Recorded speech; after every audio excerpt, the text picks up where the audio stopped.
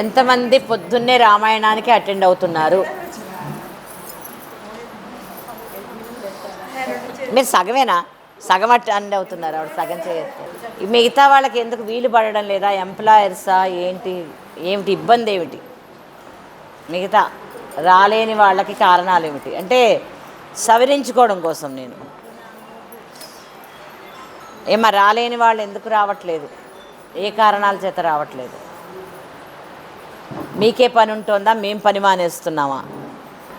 ఎంత పెద్దవాళ్ళైనా కూడా ఇలా రామాయణం పారాయణం చేస్తున్నామంటే ఎంత ఆశ్చర్యపోతున్నారో. అర్థమైందా? ఏ సత్సంగమో కూడా అది అది అందుకని ఒక శక్తి మనని నడిపిస్తోంది. ఆ నడిపిస్తున్న శక్తిలో మన ఖాళీ ఉన్నప్పుడల్లా తొంగి చూడడము అనేది కాకుండా ఎప్పుడూ శక్తిని అంటిపెట్టుకుని ఉండడం అలవాటు చేసుకోండి. రామాయణం పారాయణం అంటే సామాన్యమైన విషయం కాదమ్మా. అది ఎంతో చదువుకున్న వాళ్ళు ఒకప్పుడు ఏంటి ఇప్పటికి కూడా సుందరకాండ పారాయణం చేయాలంటే ఇంట్లో ఎవరికో ఒకరికి డబ్బిచ్చి పిలిపించి పారాయణ చేయిస్తూ ఉంటారు. అలాంటిది మన సత్సంగానికి ఇలాంటి అవసరాలు ఏం లేకుండా మనకి మనంగా పారాయణ చేసుకునేటటువంటి విధానం జగద్గురువుల ఆశీస్సులతోటి మనకి లభించింది. ఇవాళ మీరు ఎవరన్నా సుందరకాండ పారాయణ చేసుకోవాలంటే మీకు మీరుగా చేసుకోగలరు. అవునా కదా? మరి దాన్ని జాగ్రత్తగా నిలబెట్టుకోకుండా 6ంటికి లేవలేము, 9ంటికి రాలేము, ఎప్పటికీ మేము వినలేము అంటే ఎలాగా? అందుకోసం సాధ్యమైనంత వరకు వినండి రామాయణం. ఒక్క శ్లోకం ఉచ్చారణ చేస్తే చాలు, ఎంతో మంచి వైబ్రేషన్స్ ఇంట్లో ఉంటాయి. ఇన్ని వందల ఇళ్లల్లో రోజు పారాయణ జరుగుతోంది అంటే అది మామూలు విషయం కాదు. 27 రోజులు ఒక రోజే కంటిన్యూగా ఏ పని చేయలేం మనం. అలాంటిది 27 రోజులు ఒకే పద్ధతిలో ఒక పని జరుగుతోంది అంటే దానికి ఎంతో విలువ ఉంటుంది. అర్థమైందా? ఇంకా మన సత్సంగం తర్వాత ఇలా సత్సంగాలు నడిచేవి ఏమీ ఉండవు.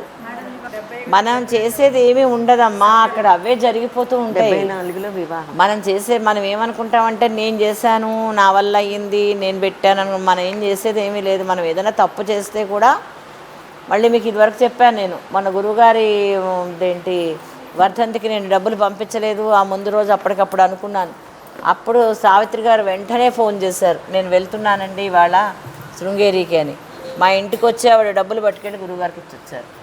అయితే అక్కడికి వెళ్ళగానే దక్షిణామూర్తి గారు ఫోన్ చేశారు నాకు, ఏంటండి ఏం చేయమంటారు ఈ డబ్బులు అని. ఏమనండి గురువుగారికి సమర్పణ చేయనంటే వస్త్రాలు ఇస్తున్నాను మీ సత్సంగం తరఫున అని వస్త్రాలు కొని గురువుగారికి ఇచ్చారు. మనకు తెలియదు ఇవన్నీ, మనం ఏదో నేను చేస్తున్నాను అనుకుంటే మనకు తెలియదు. అది అక్కడికి ఎలా వెళ్ళాలో అలా వెళ్తుంది అంతే. అర్థమైందా? అందుకోసం అని చెప్పి శ్రద్ధగా వినండి. రామాయణాన్ని అందరూ కూడా చదవండి. మాకు ఖాళీ లేదు అంటే మీరు చేసే పని ఏమీ లేదు, అది గుర్తుపెట్టుకోండి. మనం ఏమనుకుంటున్నామంటే నేను వంట చేస్తున్నాను, నేను బట్టలు ఉతుకుతున్నాను, నేను ఇల్లు తుడుస్తున్నాను, ఇవేం మనం చెయ్యటంలా. దానికి తగ్గ పరికరాలు వచ్చేసే అందరి ఇళ్లలోనూ ఉన్నాయి. అందుకోసం అని చెప్పి నాకు ఖాళీ లేదు, మాకు చాలామంది ఫ్రెండ్స్ ఉన్నారు, మాకు చాలామంది చుట్టాలు ఉన్నారు, ఇవన్నీ చెప్తూ ఉంటారు. మీ అందరికన్నా డబల్ ఉన్నారు నాకు. ఆ విషయం నేను ఎప్పుడూ మాట్లాడను, అది అవసరం లేని విషయం. అర్థమైందా? ఎంతవరకు మనం అవసరం అక్కడ వెళ్ళడం, వాళ్ళతో మాట్లాడడం, ఒక 5 నిమిషాలు కూర్చోవడం. మా ఇంట్లో అయితే మా పెద్దవాళ్ళని చూడడం కోసం వస్తారు. నా కోసం ఎవరు వస్తారండి చెప్పండి? ఇది తెలివి తక్కువ మాట. నా కోసం వాళ్ళు వచ్చారు వీళ్ళు వచ్చారని అనుకోవడం. ఎవరి కోసం ఎవరు రారు. మా ఇంట్లో 2 పెద్దవాళ్ళు ఉన్నారు కనుక వాళ్ళిద్దరిని చూడడానికి అందరూ వస్తారు. అర్థమైందా? అందుకోసం అని చెప్పి ఎవరి కోసము టైం వృధా చేసుకోకండి. శ్రద్ధగా అందరూ కూడా ప్రతి ఒక్కటి ఫాలో అవ్వండి. మీరు ఫాలో అవుతున్నారు కనుకనే ఈరోజు ఇక్కడ దాకా వచ్చారు. అందరూ ఏమి గుడి పక్కన ఇళ్ళు కాదుగా, అందరివి ఎక్కడెక్కడి నుంచో వచ్చారు. అందరూ కూడా పాపం అందరూ కూడా వస్తున్నారు, పార్టిసిపేట్ చేస్తున్నారు, అందరూ అన్ని పారాయణలు చేస్తున్నారు. అర్థమైందా? ఎవరింట్లో వాళ్ళు. దీనికి మేము పనికొస్తామా, మేము చదవచ్చా, మేము చదవకూడదా, మా ఇంట్లో అది, మా ఇంట్లో ఇది, ఇవన్నీ ఏం చెప్పకండి. అందరూ అర్హులే. చిన్న పిల్లల దగ్గర నుంచి పెద్దవాళ్ళ వరకు, మగవాళ్ళు ఆడవాళ్ళు అందరు సమస్త జీవులు కూడా మోక్షం కావాలనుకుంటారు. కానీ మగవాళ్ళకి మోక్షం వద్దు, పిల్లలకు మోక్షం వద్దు, పెద్దలకు మోక్షం వద్దు, పూర్వ శివహాసనిలో మోక్షం వద్దు, ఇవన్నీ ఎవరు అనుకోవట్లేదుగా. ప్రతివాడు మోక్షానికి వెళ్ళాలనుకుంటున్నాడు. మరి ప్రతివాడు భగవంతుడిని అర్చిస్తాడు. ఇందులో తప్పే ఉంది? అందుకని మేము ఇది చేయొచ్చా, మేము అది చేయొచ్చా అని ఎవరు అడగబోకండి. చక్కగా అందరూ అన్నీ చేసుకోండి. సాధ్యమైనంత వరకు లౌకికాన్ని వదిలేసేయండి. అర్థమైందా? మనం వెళ్ళి చుట్టాలను పట్టుకుంటున్నాం, మనం వెళ్ళి ఫంక్షన్లను పట్టుకుంటున్నాం. ఇందాక నేను చెప్పాలనుకుంటున్నానంటే 4 రోజులు ఒక ఇంట్లో ఫంక్షన్ ఉంటే 4 రోజులు మనం అటెండ్ అయిపోవక్కర్లా. ముహూర్తానికి వెళ్ళి అక్షింతలు వేస్తే చాలు. మీ ఫ్యామిలీలో ఫంక్షన్ అయితే 4 రోజులు మీరు ఉండాలి. అర్థమైందా? అంతేకాని ఊళ్ళో అన్ని పెళ్ళిళ్ళకి మనం 4 రోజులు అటెండ్ అవ్వాల్సిన లేదు. మీరు అటెండ్ అయ్యే సత్సంగానికి వాళ్ళు వస్తున్నారా చెప్పండి? మేము పెడుతున్నాం ఒక సత్సంగానికి, మీరు కూడా రండి అంటే వాళ్ళు వస్తారా? రారుగా. అది మీకెందుకు? చక్కగా ముహూర్తానికి వెళ్ళండి, ఆశీర్వచనం చేయండి, మీరు ఏమి ఇవ్వాలనుకున్నారు ఇవ్వండి, వాళ్ళు ఏం పెట్టారో తినండి, పారేయకుండా రండి. అర్థమైందమ్మా?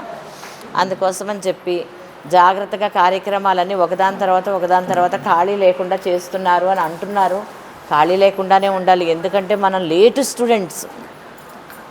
50 ఏళ్ళు వచ్చాక ఇందులోకి వచ్చాం. అర్థమైందా? మరి 50 ఏళ్ల క్రితందంతా ఇప్పుడు చదవాలి కదా. ఒక్కసారిగా కావాలి అంటే ఎలా వస్తుంది? అందుకని 50 ఏళ్ల నుంచి ఉన్నటువంటి పేరుకుపోయినటువంటిదంతా కూడా ఇప్పుడు సౌందర్యలహరి రూపంలో కడిగేస్తున్నాం అన్నమాట. అందుకని ఇలా శుభ్రంగా చేసుకోండి అందరూ. ఇంకా కొత్త వాళ్ళందరూ కూడా చక్కగా సౌందర్యలహరి నేర్చుకుంటున్నారమ్మా. శ్రద్ధగా నేర్చుకోండి మీ అడ్మిన్స్ దగ్గర. అలాగే శివానంద లహరి, అలాగే మూకపంచతి, అలాగే ఆర్యద్విశతి, నారాయణీయం కూడా చక్కగా చదువుతున్నారు. ఇంకా తొందరగా ఇంకా తక్కువ టైంలో పూర్తి చేయడానికి ప్రయత్నం చేయాలి అందరూ కూడాను. ఈ నెలలో మనకి ఈ పునర్వసు పారాయణ ఉన్న కారణంగా రోజుకి ఒక 4 దశకాలు చొప్పున చదివిస్తున్నాము. మళ్ళీ మధ్యలో అసలు ఒక గంట పారాయణ అయిపోయాక చదివేసుకోవచ్చు. కానీ మన పరిస్థితి ఏమిటంటే రోజుకు 3 సార్లు తినగలం, కానీ ఏదన్నా పని ఒకసారే చేయగలం. మన పరిస్థితి అది. 3 సార్లు భోజనం మట్టుకు చేయగలం. నేనైతే 3 సార్లు కావాలంటే నిద్ర కూడా పోతా. అర్థమైందా? అందుకోసమని చెప్పి కాస్త అవన్నీ తగ్గించుకుని వీటిల్లో పెంచుకోండి.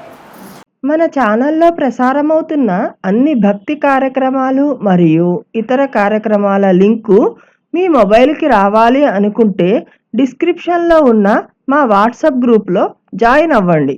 అన్ని భక్తి కార్యక్రమాలు మిస్ కాకుండా వీక్షించండి. ఆ భగవంతుని కృపకు, కరుణకు పాత్రులవ్వండి. మా కార్యక్రమాలను వాట్సాప్ గ్రూప్లోను, టెలిగ్రామ్ గ్రూప్లోను మరియు ఫేస్బుక్ పేజ్లోను కూడా వీక్షించవచ్చు.